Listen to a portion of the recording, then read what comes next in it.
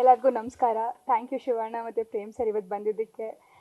ಒಂದು core memory ಏನಂದರೆ, ನಾನು ಜೋಗಿ ಸಿನಿಮಾ ಬಂದಾಗ ಒಂದು ಫಸ್ಟ್ ಸ್ಟ್ಯಾಂಡರ್ಡ್ ಸೆಕೆಂಡ್ ಸ್ಟ್ಯಾಂಡರ್ಡ್ ಇದ್ದೆ. ನಾನು ನಮ್ಮ ಕಸಿನ್ಸ್ ಎಲ್ಲರೂ ಅದೆಲ್ಲ ಹೇಳಂಗಿಲ್ಲ, ಅದೆಲ್ಲ ನಾವು ಅಕ್ಸೆಪ್ಟ್ ಮಾಡಲ್ಲ. ಹೌದೌದೌದು. ನಾವು ಸರ್, ಹೌದು ಸರ್, ಲೈಕ್ ಓಡಿ ಮಗ ಸಾಂಗ್ ಬಂದಾಗ ನಾವೆಲ್ಲ ಸ್ಕೇಲ್ ಇಟ್ಕೊಂಡು ಓಡ್ತಾ ಇದ್ವಿ ಸರ್, ಬಿಡ ಬಿಡ ಅವನ್ನ ಅಂತ. ಸೊ ನಾನು ಜರ್ನಿ ಶುರು ಮಾಡಿ ಆಲ್ಮೋಸ್ಟ್ ಒಂದು 8 ಇಯರ್ಸ್ ಆಯಿತು. ಬಟ್ ಈ ಸಿನಿಮಾ ರಿಲೀಸ್ ಆಗೋಕ್ಕೆ ಆಲ್ಮೋಸ್ಟ್ 8 ಇಯರ್ಸ್ ತಗೊಂತು.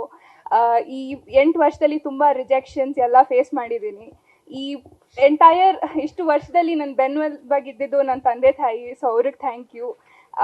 ಮತ್ತು ನನ್ನ ಫಸ್ಟ್ ಸಿನಿಮಾನೇ ಡಾಲಿ ಪಿಕ್ಚರ್ಸಲ್ಲಿ ಆಗ್ತಿರೋದು ನನಗೆ ತುಂಬ ತುಂಬ ಖುಷಿ ಇದೆ. ಧನಂಜಯ್ ಅವರ ಇಡೀ ಲೈಫ್ ಜರ್ನಿ ನಂಗೆ ತುಂಬ ಇನ್ಸ್ಪೈರಿಂಗ್ ಅನಿಸುತ್ತೆ. ಅವರು ತಾನು ಬೆಳೆಯೋದಲ್ಲದೆ ಅವ್ರ ಸುತ್ತ ಇರೋರು ಎಲ್ಲರೂ ಬೆಳಿಬೇಕು ಅಂತ ಅನ್ಕೊತಾರೆ, ಬೆಳೆಸ್ತಾರೆ. ಅದಕ್ಕೆ ತುಂಬ ದೊಡ್ಡ ಮನ್ಸು ಬೇಕು. ಸೊ ಥ್ಯಾಂಕ್ ಯು ಸರ್, ನನಗೆ ಈಗ ಅವಕಾಶ ಕೊಟ್ಟಿದ್ದಕ್ಕೆ.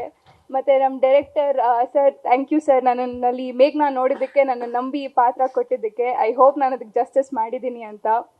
ಮತ್ತು ನನ್ನ ಕೋಸ್ಟಾರ್ ಪ್ರಖ್ಯಾತ್ ಅವ್ರಿಗೆ ಥ್ಯಾಂಕ್ ಯು. ನನ್ನ ಮೊದಲನೇ ಹೀರೋ ಅವರು.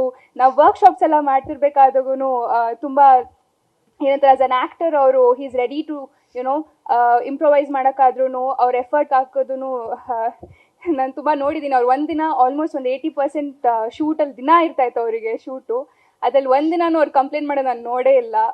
ಸೊ ಅವ್ರ ಡೆಡಿಕೇಶನ್ಗೆ ಈ ಸಿನಿಮಾ ನೋಡಿದಾಗ ಎಲ್ಲರಿಗೂ ಗೊತ್ತಾಗುತ್ತೆ ಅವ್ರು ಎಷ್ಟು ಕಷ್ಟ ಬಿದ್ದಿದ್ದಾರೆ ಅಂತ.